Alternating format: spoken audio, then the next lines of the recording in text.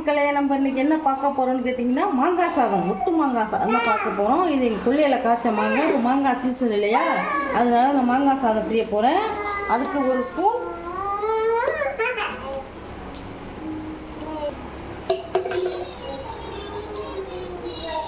நான் வந்து நல்லெண்ணெய் ஊற்றி சுட காய வச்சுருக்கேன் வானலில். இப்போ ஒரு ஸ்பூன் கடுகு, ஒரு ஸ்பூன் உளுந்து, ஒரு ஸ்பூன் கடலைப்பருப்பு வச்சுக்கலாம்.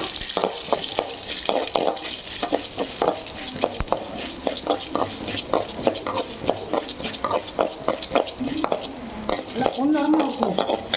அதோட 2 ஸ்பூன் வறுத்த வேர்க்கடலை. வறுக்காத வேர்க்கடலையும் சேர்த்துக்கலாம், வறுத்ததும் சேர்த்துக்கலாம். அதையும் இதில் போட்டு நல்லா வறுத்துக்கலாம். நல்லா பொன்னரமாக சூப்பராக இருக்கும்.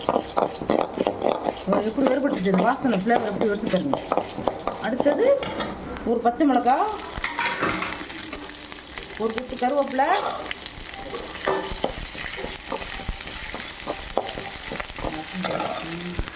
நான் ஒரு பெரிய சைஸ் மாங்காயை சீவலில் போட்டு சீவி வச்சுக்கலாம். இதையும் போட்டு வதக்கிக்கலாம். இதில் உப்பு போட்டு வதக்கக்கூடாது, வெறும் வெங்காயம் தான் போட்டு வதக்கணும். மஞ்சத்தூள்லாம் தேவையில்லை, வேணும்னா போட்டுக்கணும். மஞ்சத்தூள் போடணும்னு அவசியம் இல்லை. இது உப்பு போட்டு வதக்குனீங்கன்னா தொக்கு மாதிரி குழஞ்சி போயிடும். உப்பு போடக்கூடாது. அடுத்த சிம்மில் போட்டுருங்க. அடுத்த சிம்மில் போட்டுட்டு வடித்த சாதம், உங்கள் சாதத்துக்கு ஏற்ற மாதிரி மாங்காய் துருவி வச்சுக்கோங்க. வடித்த சாதம் போட்டு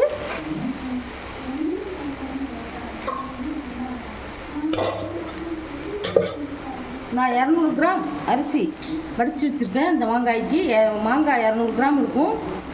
200 கிராம் மாங்காய்க்கு 200 கிராம் அரிசி வடித்து வச்சுருக்கேன். இதுக்கு தேவையான உப்பு,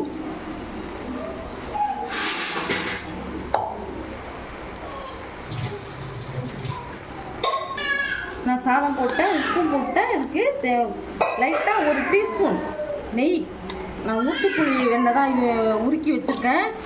எந்த நெய்யாக இருந்தாலும் நீங்கள் போட்டுக்கலாம். அது போட்டு கலக்க வேண்டியது. மஞ்சத்தூள் போட்டிங்கன்னா கொஞ்சம் மஞ்சள் கலராக இருக்கும். மாங்காய் சாதங்கிறதுனால கொஞ்சம் ஒயிட்டாக இருந்தால் தான் நல்லாயிருக்கும், புலாவு மாதிரி இருக்கும்.